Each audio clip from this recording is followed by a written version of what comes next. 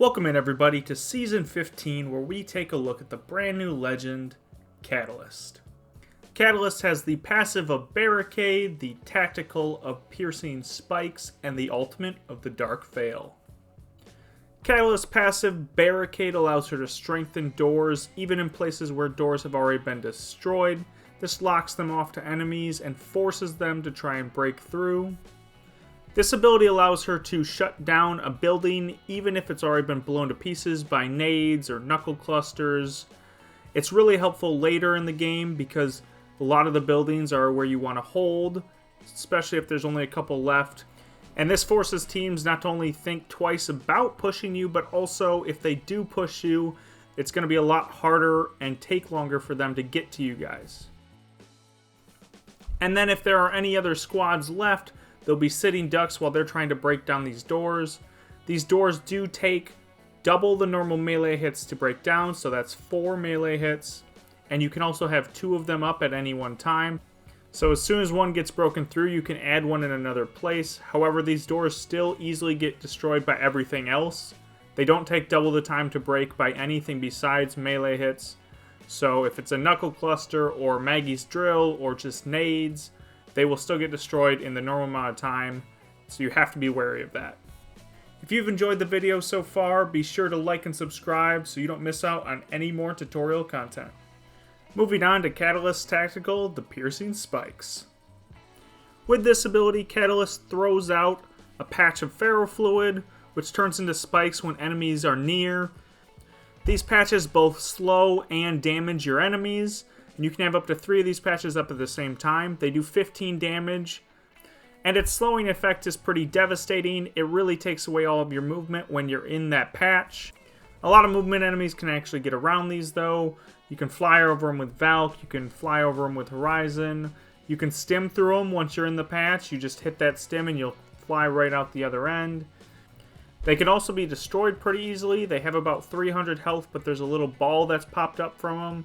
You just shoot that ball in the middle, and they die very easily. Now there's a couple ways to prevent this. You can hide that ball around cover or around a doorway, and it'll be much harder for your enemy to shoot it. And then they have to almost go through it, depending on the situation. If you can do a good job of preserving these spike patches, they will last indefinitely, continually doing damage when enemies walk over them. The other thing you want to be careful about is the ball in the middle has a very large hitbox, so your enemies can actually duck behind them, and they can use that to tank damage and use it as cover, and then you'll have to destroy that before you shoot at your enemies. Moving on to Catalyst's ultimate, the Dark Veil. This ability raises a wall of ferrofluid. Enemies who walk through it are slowed and blinded for a short period of time. This allows you to create a lot of separation between you and other teams. You can use this to slow down a team that's pushing you. Forcing them to go through that Dark Veil to push you will really slow down your enemies, making them very easy to pick off. And it'll be hard for them to shoot back as it really clouds their screen. It can also be used offensively, as you can push other teams and put that up right before you push them so they have no idea when you're coming through. This will give you the element of surprise and allow you to win team fights that you otherwise wouldn't normally win. However, you do have to be careful when fighting other catalysts, because both the Dark Veil and the Piercing Spikes won't affect other catalysts, which makes it very easy for them to push you. It's a similar aspect to like caustics.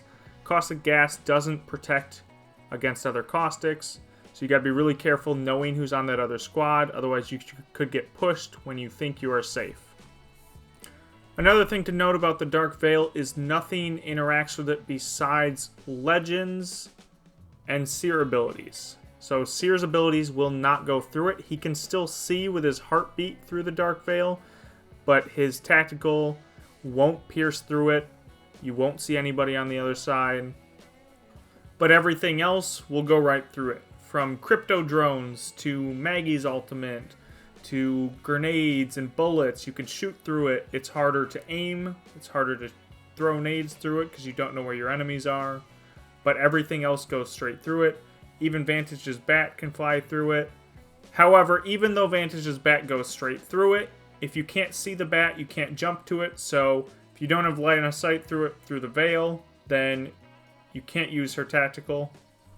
Another thing to note is if you're bubble fighting sort of with the Veil, like you're hopping back and forth to either side, your bullets won't go through the center of the Veil if you're shooting lengthwise. So if you're shooting down the entire length of the Veil, your bullets will not go through it.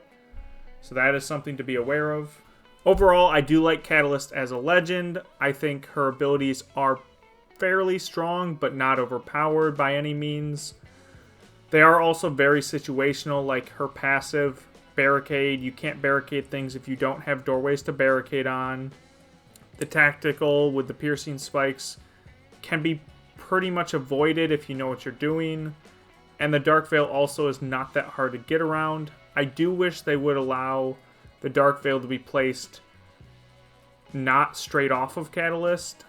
And I wish you could rotate like the piercing spikes too, to allow them to be placed in different areas.